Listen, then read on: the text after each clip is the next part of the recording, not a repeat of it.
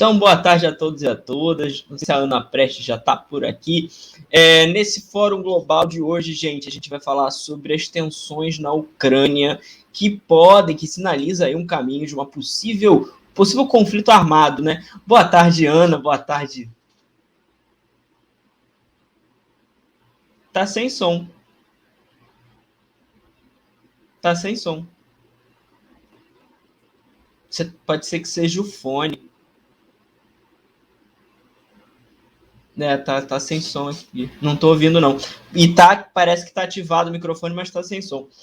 Bom, gente, então hoje a gente vai falar sobre a situação lá na Ucrânia. A gente também vai ter um informe muito bacana do nosso colunista Rogério Tomás Júnior sobre a situação no Chile, né? Sobre o gabinete formado por Gabriel Boric no Chile. Eu já peço a todos e a todas que nos acompanham que deixem um like, inscrevam no canal.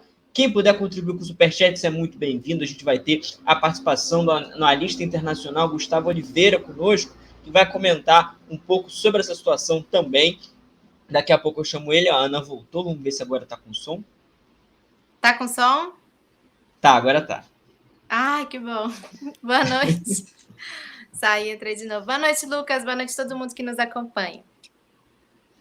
É isso. Bom, Ana, eu queria então já puxar algumas notícias, né? A gente estava combinando aqui de fazer um giro com as principais notícias para contextualizar melhor, né? A gente tem falado sobre essas tensões, né, Ana, da OTAN com a Rússia na Ucrânia, já alguns programas, né? Quando a gente falou de Cazaquistão, quando a gente falou, enfim, os últimos assuntos que a gente vem tratando aqui tem a ver com isso, né? E hoje a gente vai tratar mais diretamente, com mais profundidade sobre isso, que promete ser o grande assunto do ano, né, Ana? Exatamente. Pelo menos nesse começo de ano parece, né? Você falou bem. Quando a gente falou do Cazaquistão, a gente rodeou essa questão aí, né? A gente teve aqui o Hugo, né, com a gente. Eu acho que foi sobre o Cazaquistão, foi o Hugo. E na última semana a gente teve o Pedro Costa Júnior da USP falando sobre um ano de governo Biden e essa tensão na Europa. Acabou que a gente ficou mais focado no ano de governo Biden e tangenciamos essa questão. E a força dos fatos, né, foi levando com que esse é o principal ponto da conjuntura internacional hoje debatido em todo o mundo, né? A grande questão, vai ter, não vai ter guerra, guerra quente, né? No sentido de enfrentamento com armamento, com contingente militar, né? Tem forças posicionadas, né, em diversos pontos pontos da fronteira da Rússia com a Ucrânia. Então esse é o grande debate desse final de semana, porque acabou, né, agora, e dessa semana que está iniciando. Então acho que a gente está indo direto ao ponto.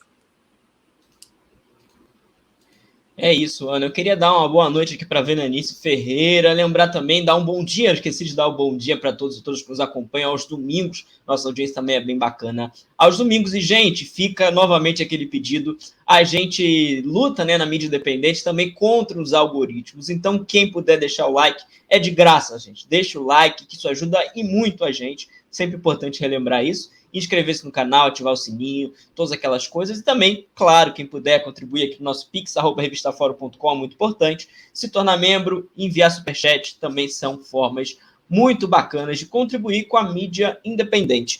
Ana, eu queria então trazer alguns dados, né? Antes de chamar o Gustavo Oliveira, queria trazer alguns dados sobre essa situação.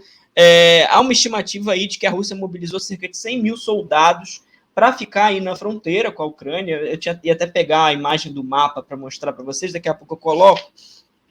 Além de todo um efetivo de aviões, de navios, né, de todo um efetivo militar que a Rússia estaria mobilizando. Por outro lado, a gente tem a OTAN também fazendo essa mobilização com aviões e com navios. Há a notícia de que o Biden já teria colocado 8.500 soldados em alerta, que não, Biden disse hoje que não pretende invadir a Ucrânia, né? Mas está aí com essa coisa. Eu queria puxar então algumas notícias sobre isso, né? A gente tem aí OTAN, tá meio ruim de ler. OTAN põe suas tropas em estado de alerta e envia barcos e aviões ao leste da Europa. Primeira notícia que a gente está puxando. Deixa eu pegar outra também antes de passar para você, Ana. Aqui a Rússia reforça suas fronteiras, sua capacidade de inteligência na fronteira com a Ucrânia. E a gente tem uma notícia mais quente, que é de agora a pouco. O Canadá determinou a saída do seu pessoal diplomático da Ucrânia. Os Estados Unidos já havia feito isso. Então isso aí já dá um sinal de uma tensão, né, Ana? Isso, assim, a OTAN precisa justificar sua existência, né? Digamos assim. Ela está num momento em que ela está precisando disso, né?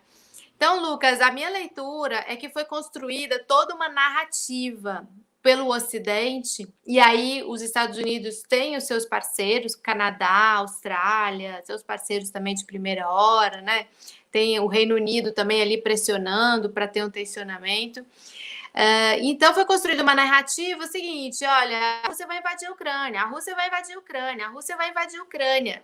E então isso justifica toda essa mobilização da OTAN. Nós temos que proteger a Ucrânia, nós temos que a futura parceira aqui na OTAN, na União Europeia, só não colocamos ainda porque a Rússia está atrapalhando. Ou seja, foi construída toda uma narrativa e que muitos de nós, inclusive, ficamos às vezes condicionados no meio dessa narrativa, tentando ver os fatos como realmente são.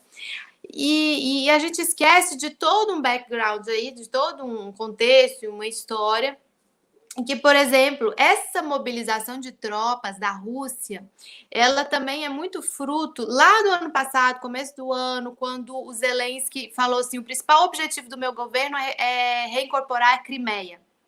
Algo que é extremamente caro para os russos, né? Foi feito um referendo, né, em 2014, passam por cima disso, né?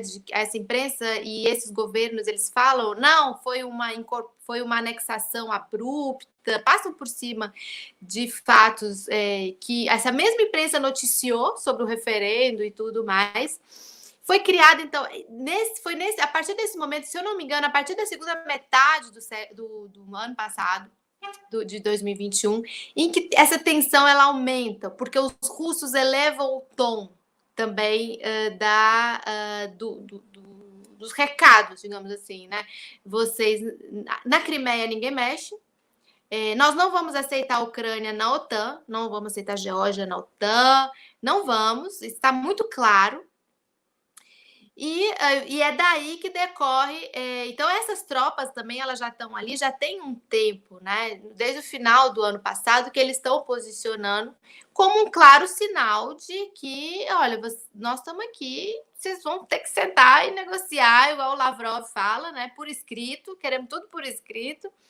Então, essa é a situação que vai se colocando. A Ucrânia não é da OTAN.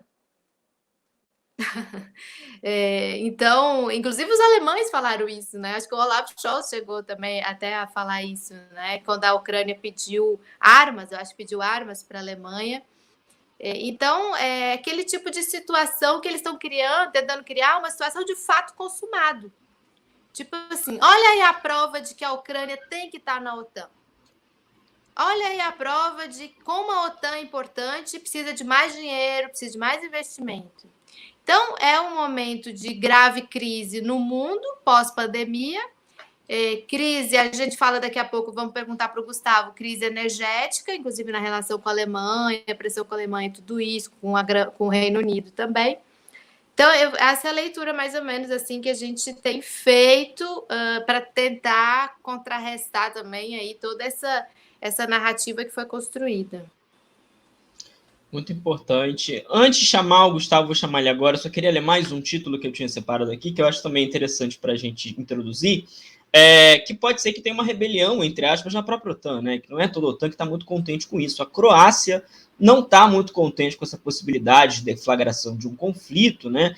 Condenou a ação dos Estados Unidos e disse que não vai enviar nada à OTAN, que pode retirar suas tropas, inclusive, da organização. Mas uma notícia aí que mostra as tensões em toda a região, né? Que não fica só na Ucrânia, fica em toda a região ali da Europa. Eu vou chamar, então, o Gustavo Oliveira, que é analista internacional, doutorando em Relações Internacionais na PUC-USP, no programa Santiago Dantas, pesquisador do Instituto Nacional de Ciência e Tecnologia para Estudos sobre os Estados Unidos e do Grupo de Estudos sobre Conflitos Internacionais. Muito boa noite, muito bem-vindo, Gustavo. Boa noite, Lucas, Ana, que nos assiste. Prazer estar aqui com vocês. Maravilha. Gustavo, eu queria que você comentasse rapidinho, então... Ana, você quer começar puxando? Não. Então, esse cenário mais global que a gente estava comentando aqui no início... Boa noite. Eu acho que eu vou ter que sair e voltar de novo. Minha transmissão está muito ruim. Acho que está um pouquinho atrasado. Gustavo, então, se puder comentar brevemente sobre como que está esse cenário mais geral, aí depois a gente vai entrando em alguns caminhos. Então, acho que toda essa situação em torno da Ucrânia, acho que ela tem que ser analisada pensando, acho que em dois fatores principais. Acho que um é de mais longo prazo, que é a continuidade do próprio quadro de conflito, né, no leste da Ucrânia. Existem regiões que são controladas por separatistas, que são apoiadas pela Rússia, e é um conflito não resolvido, embora haja negociações, né, mas ele é não resolvido e continua havendo, assim, as escaramuças militares, né, e, portanto, existe um contexto de conflito permanente, e esse contexto de conflito, ele subentende, né, a continuidade desse jogo de tensões, intimidações, e a ameaça do uso da força, né, ela é um desses recursos, né, por todos os lados, né, para tentar extrair, né, algumas concessões políticas, né, ou forçar o lado oposto a realizar negociações. Então, acho que tem esse aspecto, e um outro aspecto, que eu acho que é mais recente, né, que vale destacar, que é a questão das iniciativas diplomáticas recentes da Rússia, né, de buscar garantias, né, de não expansão da OTAN. Isso incluiria, por exemplo, garantias de a OTAN não incorporar a Ucrânia, e mais outros tipos de medidas de segurança do ponto de vista da Rússia, né, de não disposição de tropas da OTAN em determinados países do leste da Europa, e uma série de outras medidas também de controle de armamentos. Então, eu vejo também que essa crise e a questão das tropas russas, né, no entorno da fronteira, acho que seria também uma maneira de respaldar essa assertividade diplomática da Rússia, também mostrando que a Rússia tem a potência militar, embora eu sou cético quanto à possibilidade de a Rússia realmente querer lançar um ataque à Ucrânia.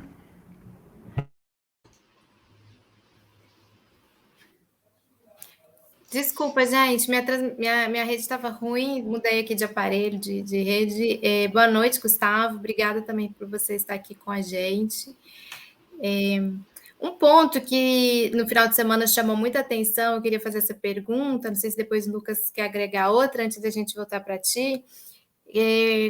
Qual é a situação com a Alemanha no meio disso tudo, né? Muita gente tem falado dessa questão do Nord Stream 2 e a sua não abertura, né? Estaria pronto desde setembro do ano passado.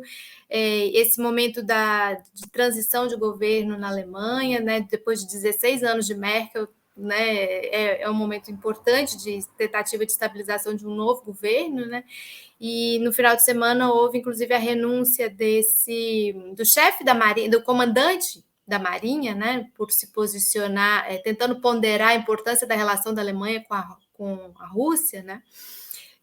Então, como que você vê esse elemento também no meio dessa tensão, toda a questão energética, né, porque passa também a Europa, né, de fornecimento da energia, do gás, no momento em que estão tentando colocar fim a qualquer uso de carvão, né, principalmente a Alemanha.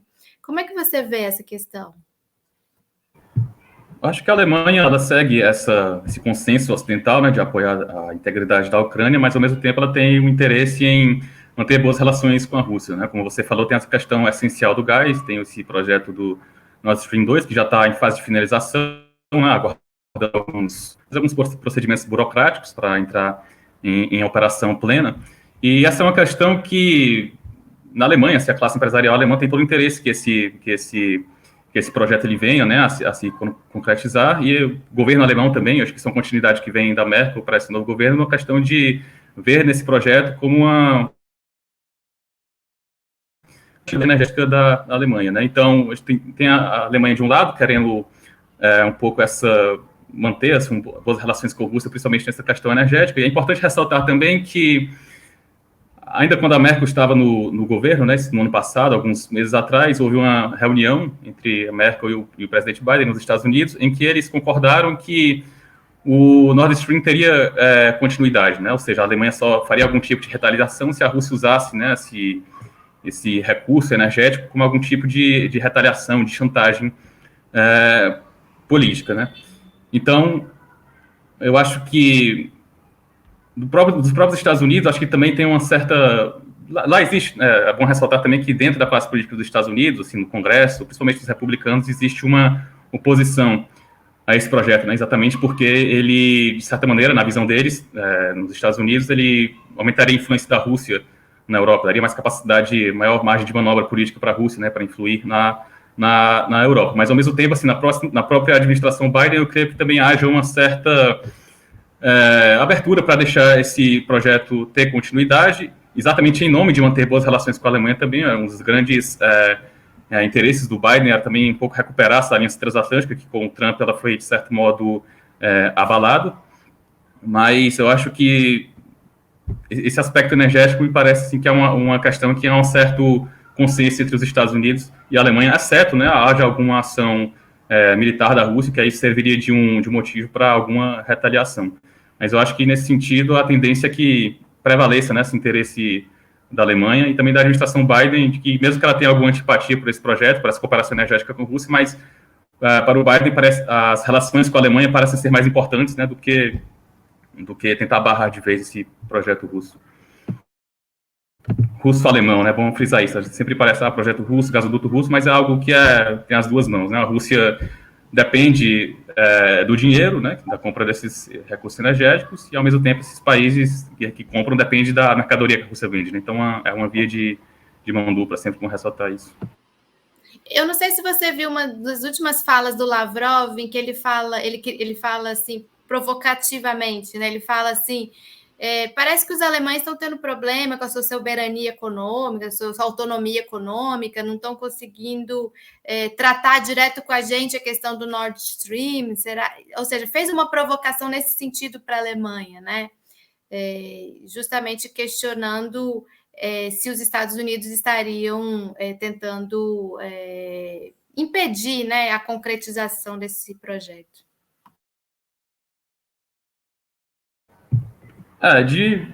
Frequentemente aparecem nos Estados Unidos iniciativas para tentar barrar, né, mas a própria administração Biden já tomou algumas medidas em que ela acabou deixando correr, né? Então, como eu falei, eu acho que é uma questão...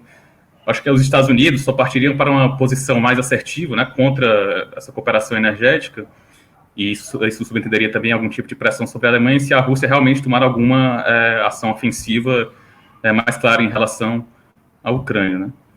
Eu vejo assim, mas dessa maneira, mas sempre uma questão que vem de muito tempo, nessa questão da autonomia da Europa, né? Depende dos Estados Unidos para a sua segurança, e na Rússia isso causa muito desconforto, né? Inclusive, na elite política da Rússia se vê isso até por vezes com certo desprezo, né? Eles veem muitos países da Europa, principalmente esses do leste europeu, menores, né, como vassalos dos Estados Unidos, da OTAN, seriam países que não teriam autonomia decisória, né? Então, às vezes, de vez em quando, vem da Rússia alguma crítica nesse sentido, de certa maneira cobrando, né, mais autonomia desses países para poder lidar de acordo com seus interesses com a Rússia, sem depender da posição, das demandas dos Estados Unidos. Só para concluir, Lucas, já te passo, eu acho que nessa mesma entrevista o Lavrov também fez uma provocação com a União Europeia. Ele falou: será que Estados Unidos e OTAN vão deixar a gente conversar com a União Europeia? Assim, a União Europeia vai ter que ficar pedindo permissão toda hora para a gente sentar, né, e conversar? Então ele fez também essa provocação, bem isso que você fala, né? Esse pensamento que há na sociedade, né, no Rússia, no governo, com essa questão da dependência da Europa dos Estados Unidos. Eu queria passar aqui, o Gustavo até comentou rapidinho sobre isso, mas sobre a questão da possibilidade de sanções econômicas contra a Rússia. Acho que a União Europeia estaria discutindo isso, e a Rússia respondeu, né, dizendo que isso aí pode trazer algumas consequências graves. E o principal ponto, a gente até comentou isso no último programa, se eu não me engano, Ana, sobre a possível retirada da Rússia da plataforma de transação, eu não sei como é que fala exatamente essa plataforma, como é que é, mas o SWIFT, de transações internacionais. E isso, a Rússia já deu o seu recado, né, dizendo que essa retirada do SWIFT afetaria muito a Europa não ia querer ficar contente em ver a Rússia fora do SWIFT, Então já é provavelmente uma fala sobre a questão energética.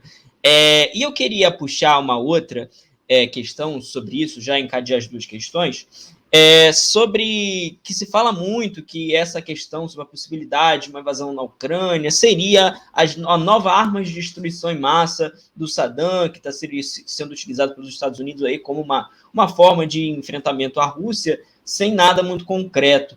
Eu queria ouvir do Gustavo como é que ele avalia isso, se há alguma concretude nisso, ou se acaba sendo um jogo com a opinião pública, né? A gente sabe que o Biden está com uma dificuldade em emplacar a sua imagem, emplacar como presidente respeitado dos Estados Unidos. Você acha que essa questão na Ucrânia é um jogo de imagem do Biden? Eu acho que também é isso, né? Assim, é inegável que quando você tem as tropas na fronteira e todo esse jogo de tensões, intimidações, as coisas podem sair do controle, né? Pode haver alguma provocação. Mas eu vejo... Porque, assim, se a gente observar o que é que os líderes, né, os governos vêm dito recentemente, né? Quem tem mais insistido nessa história de que a Rússia vai invadir a qualquer momento é os Estados Unidos, o Reino Unido, né, e seus aliados, a Austrália, por exemplo, o Canadá, já se alinharam, como você mostrou, né, a questão do Canadá, da saída de alguns dos familiares dos diplomatas, né, então eles têm seguido essa linha que vem dos Estados Unidos e em menor escala do Reino Unido. Né. Agora, se a gente observa, por exemplo, a Alemanha tem adotado uma postura bem menos alarmista, a União Europeia também, e o que é mais curioso ainda, o próprio governo da Ucrânia, né, então tem havido várias declarações do governo ucraniano de que não está havendo nada anormal, assim, como eu falei, há um estado de guerra que já dura aí mais ou menos 8 anos, então essas tensões são algo já, digamos, naturalizado, mas ao mesmo tempo não há nada anormal e não há motivo para pânico. Hoje mesmo o presidente Zelensky já fez outro pronunciamento em que ele reiterou isso, não há motivo para pânico, né? Não está correndo nada normal e a Ucrânia estaria, né, na visão dele, já pronta para lidar com qualquer eventualidade. Né? Então eu acho que é difícil, né? A gente também não tem disposição de todas as informações, né, com as quais os líderes eles estão trabalhando. Mas eu acho assim que, da parte dos Estados Unidos, do Reino Unido, existe uma intenção de certa maneira, exagerar essa questão de uma possível invasão da Rússia, porque, primeiro, como você falou, né, Lucas, o Biden ele vem sob várias críticas domésticas e, inclusive, várias dessas críticas domésticas ela vem exatamente da questão de ele ser supostamente muito conivente com a Rússia, né? Então sentou à mesa com Putin, né? Deu abertura, né, para diversas concessões e está havendo essas discussões, né, sobre as garantias de segurança que a Rússia demanda, né? E aqui é importante ressaltar, assim, que é uma visão até um pouco, de certa maneira, conspiratória, mas que tem circulado na Ucrânia, na mídia, tem circulado nessa versão de que, na verdade, muita gente na Ucrânia, inclusive no próprio governo, algumas pessoas do governo estariam insatisfeitas porque eles acham que na verdade, os Estados Unidos estão exagerando intencionalmente isso para, de certa maneira, justificar alguma concessão à Rússia, né? Como se eles dissessem, a Rússia vai atacar a qualquer momento, a gente vai ter que fazer alguma coisa para poder parar eles, né? Para poder parar a Rússia. E quais seriam, né, essas concessões? Primeiramente, seria forçar a Ucrânia a ser mais aberta às negociações de integração dos territórios separatistas, né, de uma maneira que a Rússia considera mais favorável aos interesses dela, da Rússia, no caso, né? Então, como eu falei, há um conflito permanente lá no leste da Ucrânia, há negociações políticas, mas há um impasse em relação a isso, porque, em grande parte porque a Ucrânia ela não quer atender algumas dos interesses, das demandas da Rússia e dos separatistas, né? Então, de certa maneira, ao exagerar isso, né, os Estados Unidos e a Grã-Bretanha também, em menor escala, estariam, de certa maneira, criando um ambiente que justificasse e essas concessões da Ucrânia, uma volta, né, mais ativa a essas negociações em torno do leste da Ucrânia. Então, circula também essa versão e, de certa maneira, como a Ana falou também no início, né, a questão de justificar a atuação da OTAN, justificar também a maneira como os Estados Unidos se portam na Europa. Né? Então, como eu falei, o Biden vinha sendo criticado de maneira muito assertiva nos Estados Unidos, principalmente pelos republicanos, exatamente porque ele seria supostamente muito conivente, né? Então, manter esse prospecto, esse espectro da guerra constantemente, e ao mesmo tempo você constantemente fala que é uma ameaça, e você se apresenta, né, como um remédio.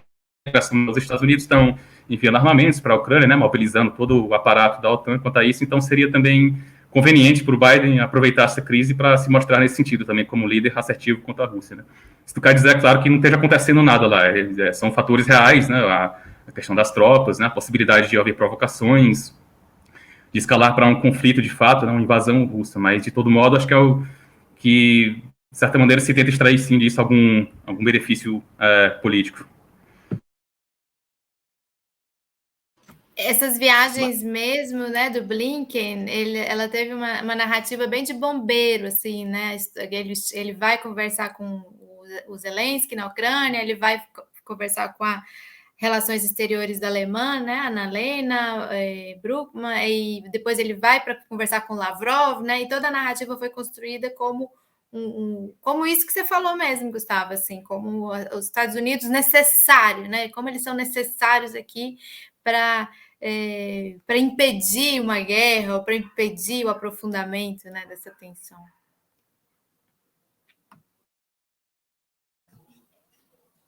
Tem mais pergunta aí, Lucas? Maravilha. Eu queria perguntar uma questão que chamou atenção, que tem chamado um pouco de atenção até, que é a posição da Espanha de estar incisiva, né, querendo mandar tropa, querendo fazer de tudo, né, para poder participar dessa intervenção. Eu vi os questionamentos ao governo espanhol, né, de por que ele estaria se envolvendo aí, há toda uma questão com Marrocos. Você saberia explicar um pouco essa questão aí, por que a Espanha está tão interessada nessa situação? Para ser sincero, eu não acompanhei muito isso, assim, a questão da Espanha. Eu soube que o governo da Espanha anunciou algum tipo de auxílio, né, esses esforços da OTAN em relação à Ucrânia. Se não me engano, eles também participariam de algumas iniciativas ali em torno do Mar Negro, mas quanto ao Marrocos, tudo isso não é minha especialidade, realmente não tenho condições de responder aqui. Mas tem sim, recentemente, porque a Espanha é parte da OTAN, né, então existe todo esse discurso de solidariedade entre a aliança, né, e isso é algo especialmente importante agora, quando a gente vê, de certo modo, algumas fraturas, né, como eu falei, a Alemanha tem uma posição que é bem diferente dos Estados Unidos em relação à Ucrânia, em relação à Grã-Bretanha também. A França também tende geralmente a ter uma posição menos alarmista, né, e também mais aberta ao envolvimento com a Rússia, né? Então acho que essa atitude da Espanha de se envolver, eu acho que veria de uma maneira mais simbólica, até de uma demonstração dessa solidariedade no interior da OTAN. Mas quanto ao Marrocos, realmente não sei assim o que não acompanho muito a política da Espanha. Maravilha. Gente, eu queria pedir para quem está nos acompanhando, fazer aquele nosso pedido de sempre. Não esqueçam de deixar o like na nossa transmissão, inscrever-se aqui no canal da TV Fórum. Quem também puder mandar Pix ou Superchat, o nosso Pix está aqui em cima, pix@revistafórum.com.br, ou mandar Superchat, é muito importante para a manutenção da mídia independente, né? Vocês sabem que a gente aqui depende muito do apoio de todas e todos. Se tornar-se membro também é outra coisa fundamental para isso. E é claro, gente, compartilhar o link das nossas transmissões, né? Compartilhe esse link, lembrando que a gente tem essa transmissão tanto agora, né, na terça-feira à noite, quanto no domingo há uma reexibição. Ana, você tem alguma pergunta? Não, eu queria aproveitar o Gustavo aqui, porque eu acho que ele domina bastante essa questão ali do leste, né, da Ucrânia, daquela tensão. Se a gente for olhar do ponto de vista histórico, né, Gustavo, aquela região ali sempre foi conflituosa, né? Ela sempre foi assim muito almejada pelos russos. Acho que caiu minha transmissão, né, Lucas? Voltou? Foi, agora voltou. Eu acho que eu tive um pico de energia aqui, vai chover, eu acho que posso cair. Então, eu estava falando que aquela região ali da Crimeia, né, depois do que se formou como o Porto de Sebastopol, sempre foi para os russos algo extremamente importante, né, porque foi o acesso deles aos mares quentes, né, ao Mediterrâneo e tudo, num país gigante cercado por um mar gelado, né, com mar gelado no norte, ali no Ártico e tudo. Então, eu que li, assim, gosto da história da Rússia, eu li muito sobre Pedro Grande, sobre a Catarina Grande, eu acompanhei a guerra ali com os tártaros, depois a Catarina Grande que consegue conquistar, né, aquele porto. isso é muito caro para os russos, né? É muito, e eu acho que eles também podem estar aproveitando esse momento para forçar a questão ali de Donbás, né? Para fazer também com que a incorporação que eles conseguiram fazer com a Crimeia, com aquela região ali, né? De Donbás. O que você acha? Você utilizou uma expressão muito feliz, né? Que é essa questão da Ucrânia, Belarus também, né? Algo muito caro para os russos e é importante ressaltar que é muito caro pessoalmente para o Putin, né? Até ano passado ele escreveu um artigo, publicou exatamente falando sobre isso, né? Que a Ucrânia historicamente tem essa proximidade com a Rússia, são territórios historicamente fizeram parte do Estado russo, né? Mais ou menos ali pelo século XVII, a Rússia começou a se expandir aquela região. Então tem toda essa importância que é de ordem cultural, né? De uma origem comum, eslava, medieval, linguística também. E a própria Ucrânia fez parte, é bom ressaltar que partes diferentes da Ucrânia, né, fizeram parte em momentos diferentes da Rússia e da União Soviética, mas, de certo modo, assim, no geral, são alguns séculos já que a Ucrânia fez parte da Rússia ou da União Soviética, então existe toda essa proximidade cultural, ideológica, que também se reflete até na esfera mesmo das relações sociais, né, de famílias que tem na Ucrânia, na Rússia, né, então, assim, espalhado, né. Então, e como você falou, tem essa questão dos mares quentes, né? E de uma maneira mais ampla, a questão de a Rússia sempre, historicamente, quando ela se expande como um império, de ela buscar ter, né, áreas, se chama de buffer zones, né, no jargão das relações internacionais, né? Que são regiões, perímetros de segurança, né? Que afastam o centro político, né? No caso da Rússia, em relação às outras potências, dos outros estados, né? Então, a Ucrânia atualmente, nesse contexto pós-Guerra Fria, ela entra muito nesse sentido, né? Não no sentido de um domínio territorial. Teve o caso da Crimeia, né? Mas, de certo modo, o Donbás também, que apoiaram os separatistas, mas ali acho que foram circunstâncias bastante particulares que levaram aquelas decisões, né? E aqueles fatos políticos. Mas acho que a Rússia vê hoje a Ucrânia tem esse fator também, ideológico, cultural. É frequente você ver o governo russo, a diplomacia, criticar o governo da Ucrânia, né, por uma série de medidas de promoção da língua ucraniana em detrimento da língua russa, por exemplo, né, e mais recentemente também algumas medidas mais controversas do Zelensky de restringir a operação de canais que tinham algum posicionamento editorial mais pró-russo. Tem essa questão e tem também a questão mais estratégica, né, como eu falei, de ver a Ucrânia como um perímetro de segurança. Isso vale para a questão do Mar Negro e vale também para a questão do leste, né, um aspecto mais territorial mesmo, Donbás entra nisso, é claro, né. Que eu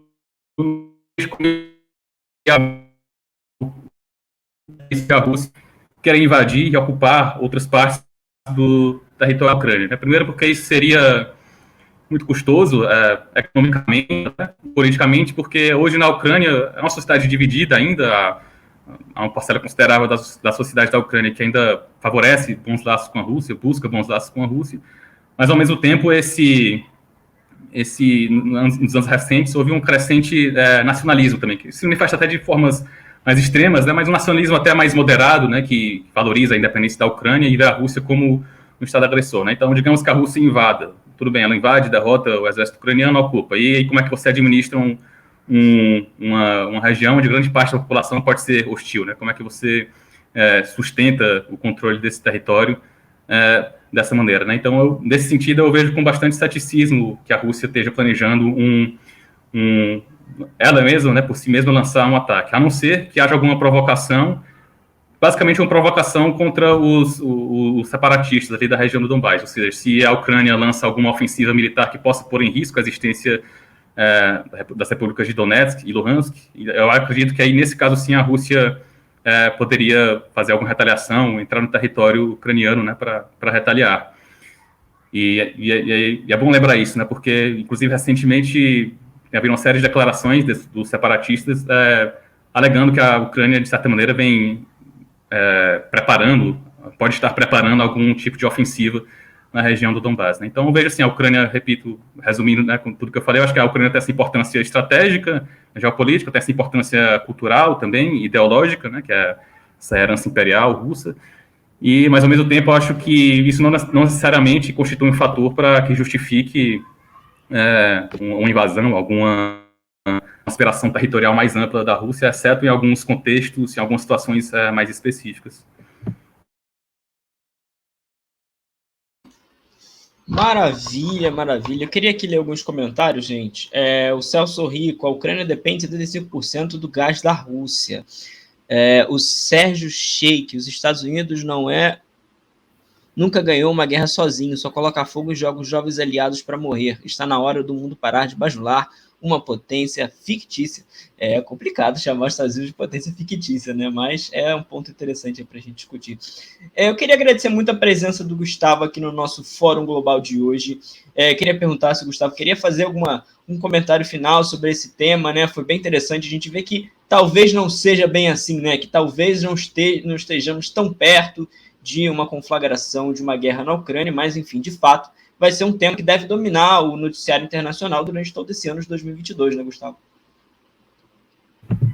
Isso, eu acho que enquanto perdurar esse quadro de conflito no leste da Ucrânia, essas tensões vão, periodicamente, em algum período pode ser menos intensas, em outros períodos, como agora, podem estar mais tensas, mas enquanto houver esse conflito territorial em torno do Donbass, em torno da Crimeia também, eu acho que a tendência é que permaneça nessa tensão sempre latente, né? E o que se tem hoje, a Crimeia, assim, é uma questão fechada para a Rússia, né? É uma questão que é inegociável. Donbass já é outra história, né? Então, acho que é necessário primeiro haver algum tipo de progresso nessas negociações. E os sinais até agora são bem pessimistas nesse sentido, né? A Rússia se decepcionou muito com o Zelensky, porque quando ele chega no poder, né, a campanha presidencial dele foi toda construída em torno de uma figura pacifista, né, que ia trazer a paz para a Ucrânia, na região ali no leste. E também ele se apresentava como alguém que ia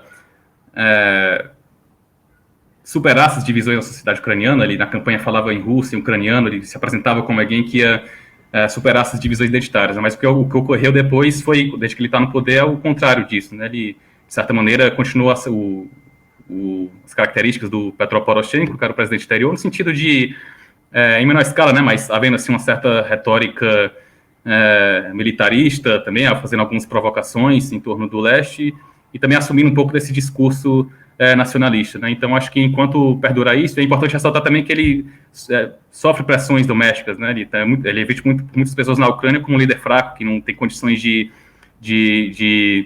defender a Ucrânia diante da Rússia, né? Então, enquanto persistir isso, essa, digamos, uma demanda por uma assertividade na Ucrânia, isso afeta negativamente as possibilidades de haver negociações, né, de progresso nas negociações em torno do Donbass, e, consequentemente, isso contribui para perpetuar, né, o quadro de conflito, e isso subentende, como eu falei, essas tensões, esses jogos de intimidações militares que podem pipocar assim, a qualquer momento, né, mas pode haver alguma provocação, mas é isso mesmo. E também tem a questão da OTAN, né, que a Rússia, desde o final do ano passado, tem tido uma postura mais assertiva, né? Então, acho que é uma questão que a gente tem que ficar de olho, como é que vão se desenrolar essas negociações com os Estados Unidos, com a OTAN, sobre as garantias de segurança, né? O termo que a Rússia usa, para que ela tem demandado aí desde o ano passado. Inclusive, em breve, eu acho que a gente já deve ter algumas novidades quanto a isso. A Rússia está aguardando as respostas dos Estados Unidos, então acho que nesse ano nós teremos muita movimentação diplomática em torno disso e em torno da Ucrânia também, com possíveis efeitos, né? Claro, sim, em guerra, enfim. É claro que isso é imprevisível, né? Mas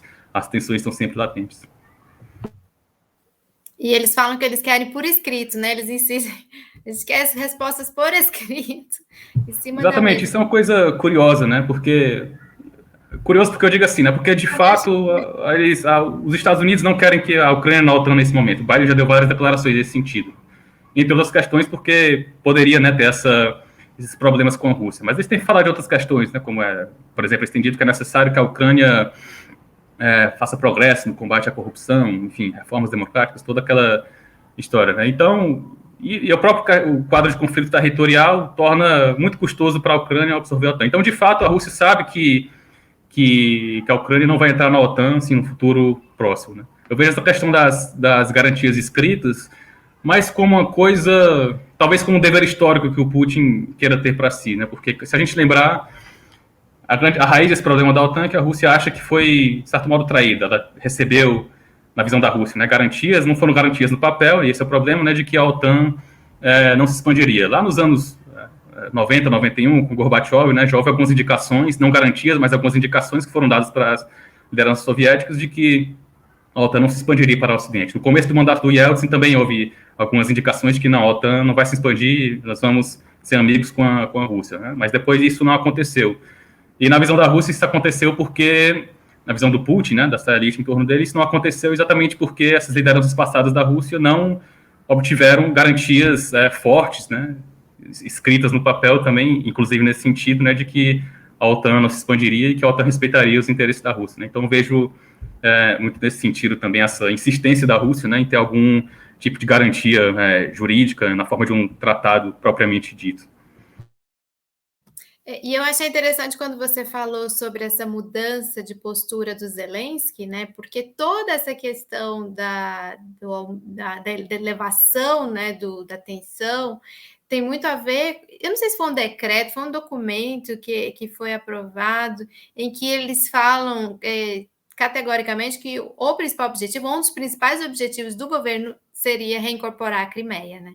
Então, quando eles falaram isso, eles, né, declararam guerra praticamente, né? Isso que a gente está vendo aí hoje é muito consequência exatamente dessa postura, né? Mais ou menos isso, mas assim, desde que a Crimeia foi anexada, a Ucrânia não reconhece isso, né? Então, de certa maneira, é uma continuidade. O que o Zelensky lançou foi o que se chamou iniciativa Plataforma da Crimeia, né? Que é eminentemente diplomática. Acho que a Ucrânia sabe que não tem condições de tomar aquele território militarmente, porque, enfim, a Rússia é muito superior, e para a Rússia aquilo é inegociável. A Rússia considera parte do seu território, né? É diferente do Donbass. Donbass há repúblicas autodeclaradas que não são reconhecidas nem pela Ucrânia nem pela Rússia. A Rússia apoia essas repúblicas, né? Mas não as considera parte do seu território, embora haja, né, uma série de dimensões assim, de integração política e econômica. O que eu acho que o Zelensky fez assim também e que contribuiu para essas tensões com a Rússia, fora que eu já falei, nessa questão das políticas culturais, linguísticas, essa questão dos meios de comunicação considerados pró-russos, é que ele também, o governo ucraniano, né, ele iniciou um processo judicial contra o principal aliado do Putin na Ucrânia, né, que é o Viktor Medvedchuk, que é um deputado que ele é um amigo pessoal do Putin, inclusive a filha dele é o padrinho de batismo dela. Uma das filhas dele tem o Putin como padrinho de batismo e a esposa do Dmitry Medvedev como madrinha, né? Então, para você ter uma ideia da proximidade até pessoal que eles têm. E o que é que ocorreu? Em fevereiro do ano passado, o governo da Ucrânia cassou licenças dos canais que eram considerados próximos ao Medvedchuk, né? Que eram canais que refletiam esse posicionamento político pró-russo.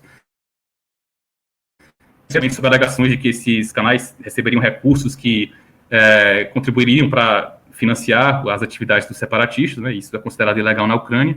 E em maio ele foi posto em prisão domiciliar por outras alegações, né, de que ele teria colaborado com a Rússia de diversas maneiras que também seriam de forma que seriam consideradas ilegais do ponto de vista da legislação ucraniana, né? Então essa medida, né, em relação ao Medvedchuk, mas também todo esse ambiente, né, de certa forma de repressão, isso pode questionar se é justo ou não, mas independente disso, o que se tem feito é um tipo de restrição da margem de manobra política dos setores considerados mais próximos da Rússia na Ucrânia, né? Eu acho que isso também é um fator que ofendeu bastante a liderança da Rússia, o Putin particularmente.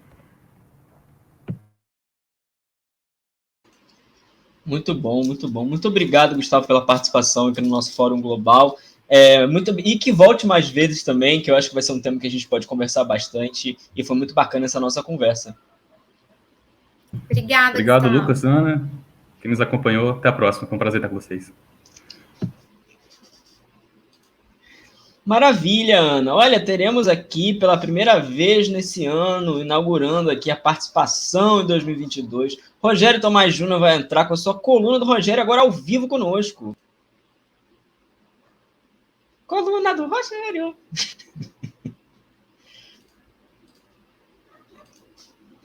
Boa noite, Rogério. Que legal, ao vivo. Muito bem. Boa noite, gente. Muito bom ver vocês. Feliz 2022 ao vivo para todo mundo que está assistindo a gente, especialmente para essa dupla querida do Fórum Global. Maravilha.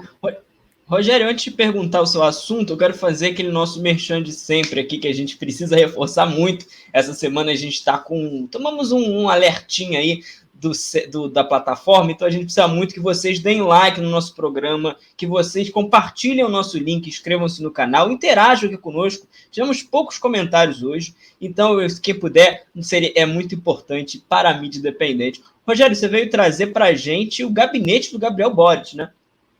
É isso.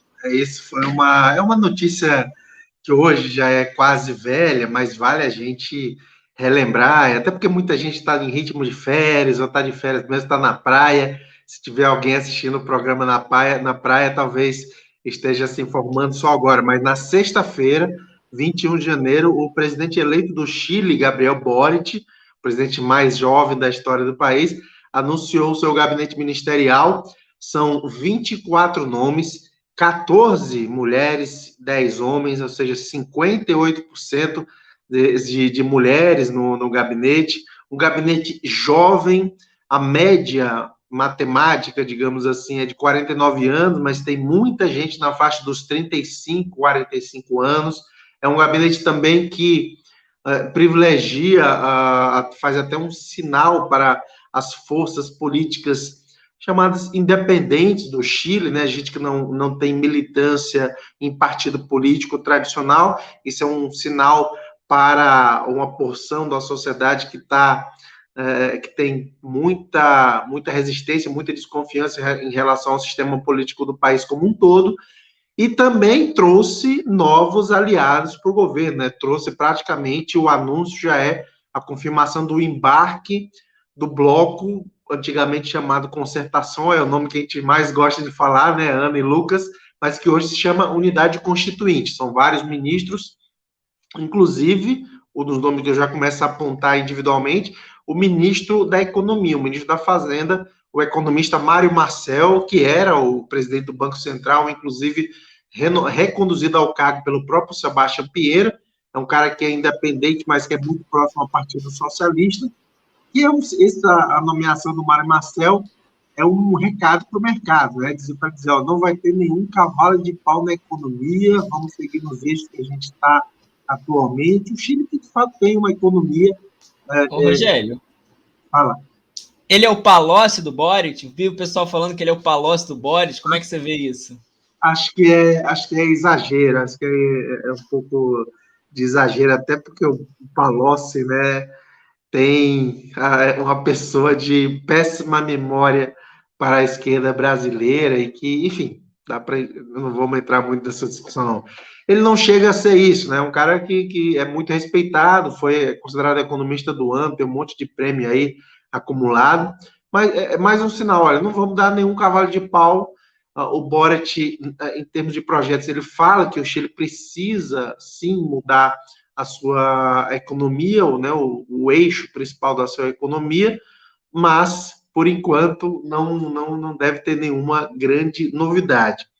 Outros nomes importantes, acho que vale citar o Jorge, já a dupla, né, que forma o trio da pesada hoje no Chile, o trio que comanda o Chile, junto com o presidente Gabriel Boric e os seus colegas de movimento estudantil, o Jorge Jackson, que foi nomeado para secretário-geral da presidência, é uma espécie de gabinete da Casa Civil, é o cara que vai, mas sobretudo para dialogar com o Congresso, e a secretária-geral de governo, que aí é parecido com o cargo secretaria-geral que o Brasil tem, mas que no Brasil dialoga com movimentos sociais, com a sociedade no seu conjunto, que para esse posto foi nomeada Camila Valerro, outra colega, outra Desculpa, essa era uma dúvida que eu tinha, porque tem o secretário-geral da presidência, que é o Jackson, né, eu acho, e tem a secretária-geral do governo, né? Eu fiquei um pouco em dúvida até, que é a Camila Valerro, né, que é a ex-líder estudantil e tudo. Isso, exato. A Camila, esse cargo, ele é exatamente, digamos, a porta de entrada da sociedade para o governo, tanto que ela vai ser a porta-voz, né? Ela vai ter a função de ser a porta-voz do presidente Boric. É uma função que no Brasil, com o Bolsonaro, praticamente caiu em desuso, mesmo durante o governo Lula, em certo momento não tinha, com a Dilma também não tinha muito. No Brasil, a gente não tem um histórico recente de muito uso dessa função, mas para o Chile é uma função importante vai ser a Camila Valerro, que vai acumular essas funções, né? Além disso, eu destacaria, claro, não dá para a gente não deixar de falar da Maya Fernandes Allende, o simbolismo que tem isso, que é a neta do Salvador Allende, que foi deposto e assassinado pelos militares no golpe de 73, e a neta dele vai ser a ministra da Defesa do governo. E o simbolismo que isso carrega pela volta, né, pela capotagem do mundo da Terra plana, que na história que isso dá, a foto que circulou dos dois, ela bebê nos braços do Allende, foi um momento de bastante emoção quando ela foi anunciada. Seu tweet bombou, né? Seu tweet bombou. Que lá deu muita, repercutiu bastante, e é um recado também para a galera, ó, fiquem quietos aí, né? Fiquem quietos aí, que agora quem vai mandar em vocês é uma mulher e é a neta do Allende. Então, fiquem quietos aí. E tem vários outros nomes que a gente poderia citar, mas, enfim, vai faltar tempo. Mas acho que vale citar um que tem a ver com a pauta do programa, a pauta de relações internacionais, que é a chanceler, né, Antônia Urrejola, que é apontada como alguém muito próxima às posições dos Estados Unidos. Ela foi secretária-geral da Comissão Interamericana de Direitos Humanos, que é a Comissão de Direitos Humanos da OEA, a Organização dos Estados Americanos, mandada, controlada pelos Estados Unidos, e muito ativa nos últimos anos, inclusive nos golpes, em alguns países, no golpe na Bolívia. Antônia Urrejola, ela, como disse, tem esse histórico aí, ela tem críticas, tá? Linda foto do Allende com a Maya, bebezinha, tá aí a futura ministra de Defesa do Chile. Mas a Antônia, ela se destacou nos últimos anos pelas fortes críticas aos governos da Venezuela e da Nicarágua. Vamos ver como é que vai ser o Chile, né? Que é um país que, historicamente, mesmo com a Bachelet, com a concertação, um país que sempre teve um pouco afastado das concertações políticas dos governos de esquerda na América do Sul. A novidade boa, quente, isso é fresquinha, é que ontem o Gabriel Boric anunciou que espera poder trabalhar com o Lula. Então, se o Lula foi eleito no Brasil, então já é um indicativo do tipo de posição que o Chile, né, esperamos que seja um indicador para a gente reconstruir as instituições políticas, né, reconstruir as concertações políticas dos governos de esquerda. Né? Será a primeira vez que a gente vai ter todas as grandes economias da América Latina simultaneamente governadas pela esquerda: Brasil, México, Argentina, Colômbia, e Chile e Peru. Então, é algo muito simbólico, e o Boric já anunciou que espera poder trabalhar com Lula. Ô, Rogério, sobre isso aí, inclusive eu vi uma entrevista dele muito interessante, tem uma pergunta aqui, você já comentou mais ou menos sobre isso, mas eu acho que eu queria complementar depois essa pergunta, né? O Eli Santos pergunta: como acham a futura relação do Chile com os Estados Unidos e com os outros países da América Latina? Obrigado. E aí eu queria puxar essa entrevista que ele deu, acho que foi a BBC, não me lembro exatamente, que ele é perguntado sobre diversas lideranças, sobre Macron, sobre sei lá quem, que são jovens que chegaram à presidência, ele pergunta se ele se espelha nessas figuras. E ele dá uma resposta interessante, de que ele não vai pela idade, ele vai pelo programa. E nisso, ele cita, até me surpreendi, ele cita Garcia Linera, ex-vice-presidente da Bolívia, e uma das figuras mais né, um sociólogo muito importante na América Latina, que faz parte desse pensamento dessa esquerda da onda rosa, né, enfim, um grande pensador latino-americano, e eu me surpreendi, até a Ana acho que se surpreendeu também pela reação dela, e ele falou do Garcia Linera... Surpresa mesmo. Pois é. E falou do Lula também. E falou também do Fernando Henrique Cardoso, né? Eu espero que quando ele estava falando do Fernando Henrique Cardoso, ele estava falando dos anos 60, que aí eu uso Fernando Henrique Cardoso, né? Mas, enfim. E aí eu acho que sinaliza um pouco, né, de como é que ele vai estar. Ele falar de buscar talvez uma aproximação com a Bolívia. E aí, Rogério, eu jogo para você essa pergunta que o Eli fez para a gente, né? Com esse contexto enorme que eu dei, mas como é que você vê isso? Se você não quiser comentar também. Não, acho legal, ótima pergunta. Essa história dele dizer que não se espelha muito na questão da idade, e sim no programa, na verdade ele já demarcou, não, isso não tem nada a ver com o que é o Macron, é outra coisa, né? Ou podia citar o ministro do Canadá, o primeiro-ministro do Canadá, né, que também quer ser insensado como um cara jovem, renovação, mas que também é um programa neoliberal. O Garcia Lineira é um grande intelectual para essa nova geração de líderes da esquerda nos últimos 20 anos na América Latina. Né? É um cara de perfil discreto, foi vice-presidente da Bolívia, mas é um cara que sempre, um cara branco, intelectual, de classe média, então, que, portanto, sempre tratou mais de, digamos, ser uma espécie de porta-voz do governo do Evo, um cara que continuou produzindo muito. Ontem mesmo eu estava numa livraria Café aqui em Buenos Aires e tinha um livro do Lineira logo em destaque na seção de política lá, que é Pós-Neoliberalismo. Esse está na minha lista para comprar em breve.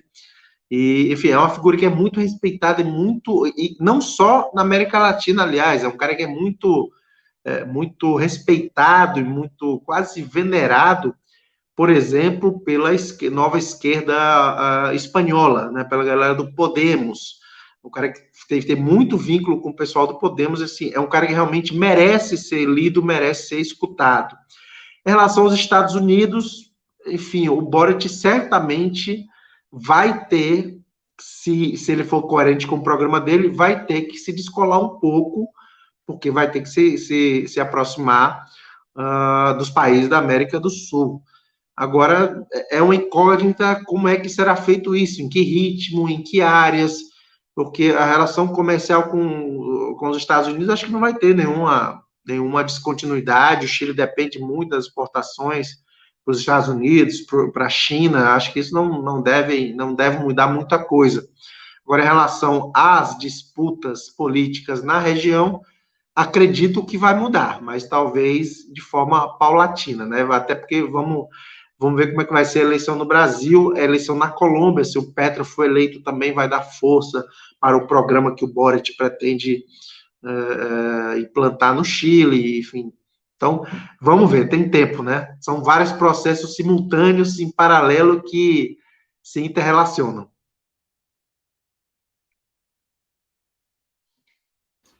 Ana, você quer comentar alguma coisa sobre essa pauta? Eu acho que a gente podia ter que fazer. Estou sabendo de um monte de coisa que eu não sabia. Muito bom, Rogério. Excelente. Lucas, eu acho que a gente tem que voltar a fazer um. Diga.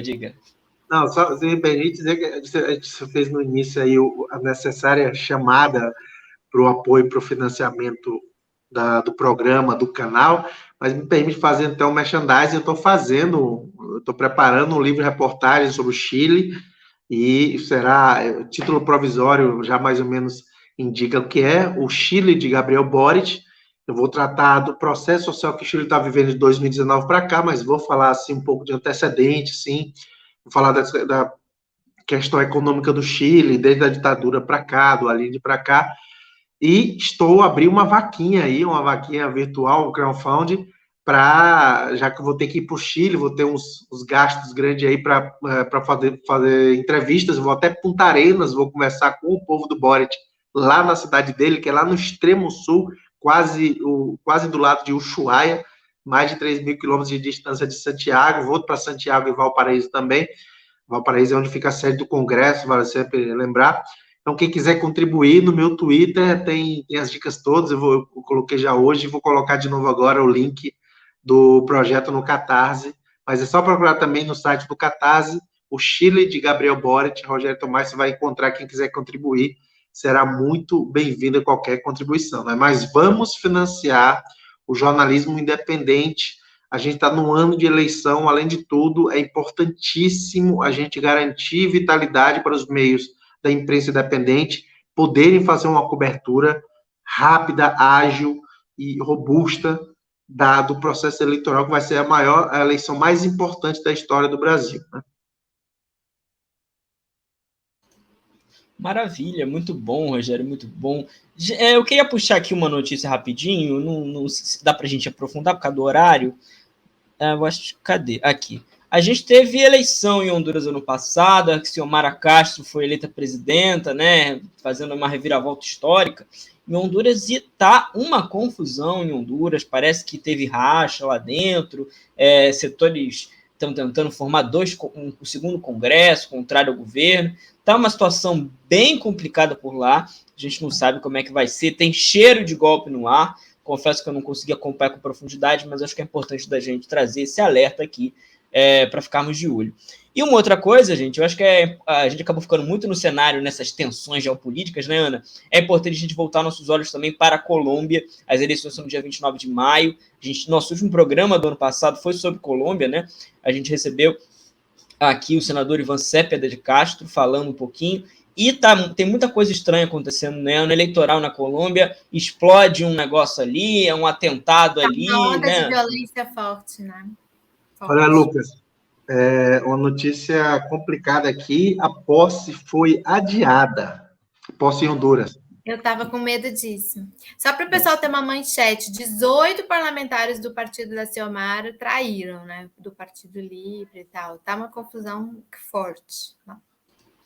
Muito dinheiro deve estar rolando, muita verdinha deve estar rolando por lá, né? Um país que tem uma influência, esse sim, é um país que infelizmente tratado como marionete dos Estados Unidos, e pode ter certeza, por trás desse movimento está dinheiro dos Estados Unidos. Estou afirmando, sem provas, mas tenho certeza e convicção absoluta que tem, não é dedo, mão, pé, tudo, cabeça dos Estados Unidos nesse processo.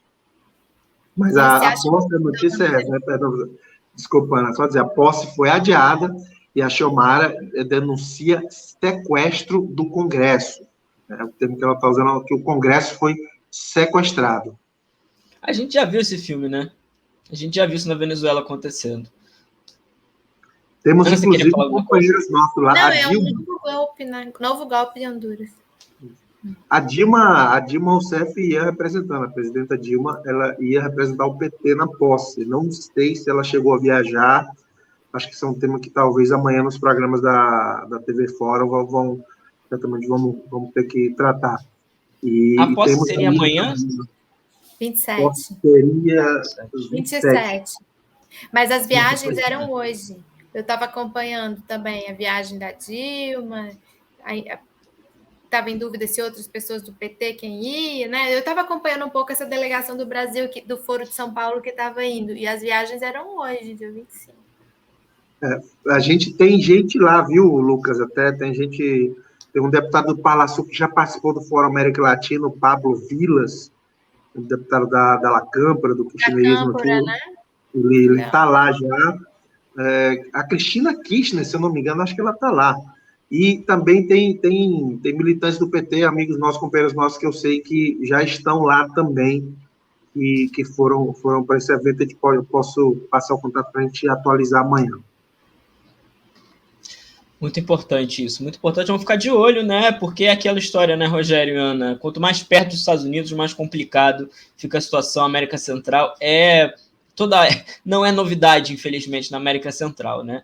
Então, um processo aí ganhou de lavada, né? É importante a gente lembrar, a Xiomara ganhou de lavada nas eleições. Tão perto dos Estados Unidos e tão longe de Deus, né?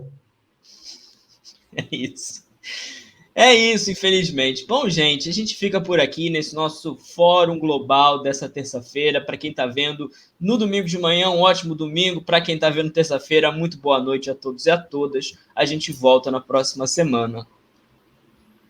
Boa noite, gente. Tchauzinho.